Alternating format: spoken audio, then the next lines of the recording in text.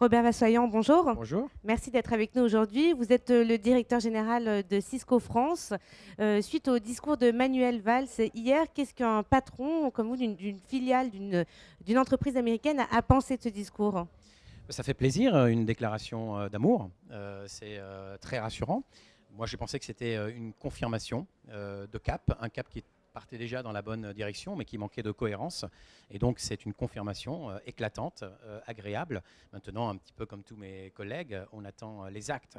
Mais c'est important de gagner la confiance des entrepreneurs, et je pense qu'il a déjà gagné ça hier. La confiance, c'est quelque chose que vous avez du mal à transmettre auprès de votre maison mère?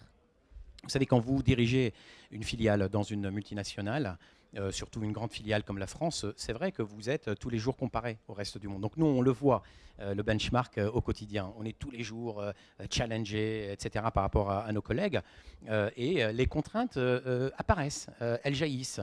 Et donc c'est vrai qu'il faut prendre le temps d'expliquer, de justifier, d'expliquer. Donc d'un côté, on perd ce temps-là pour le développement du business, mais de l'autre côté, quand on arrive à expliquer, eh bien, on s'aperçoit qu'il y a quand même des atouts en France qui sont extrêmement intéressants et qui justifient de maintenir et de développer l'investissement. Justement, on a beaucoup parlé des contraintes, mais quels sont les atouts dont vous parlez? Ils sont nombreux, c'est un Que vous marché faites valoir. central, et c'est un marché central au sein de l'Europe. Il y a un secteur télécom extrêmement dynamique, il y a des champions mondiaux dans tout type de secteur et dans des secteurs stratégiques. Et si je dois retenir un seul atout pour moi, je dirais que dans cette période de mutation technologique, la France a certainement l'ingrédient le plus important, le nerf de la guerre, les talents et les compétences. Donc c'est ça que je fais valoir. Alors justement, vous préparez chez Cisco une révolution, donc l'Internet des objets, vous vous préparez, enfin vous y êtes déjà préparé depuis longtemps. Quels sont les projets innovants sur lesquels vous travaillez? Alors, effectivement, Cisco est un petit peu derrière l'Internet d'aujourd'hui. Grâce à nos infrastructures, on a permis à l'Internet d'aujourd'hui d'être ce qu'il est. Et on est en train de préparer la nouvelle vague, qui est une vague qui va vraiment tout bouleverser. On va passer de 1% d'objets connectés à Internet, 12 milliards à peu près aujourd'hui, à 50 milliards très vite.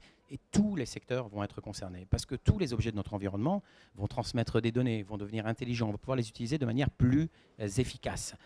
Et donc, ce que l'on essaye de faire, c'est d'expliquer ça au pouvoir public, d'expliquer ça aux entreprises, et puis surtout d'aller chercher des projets innovants, avant-gardistes, qui peuvent un petit peu pousser tout le reste de l'économie.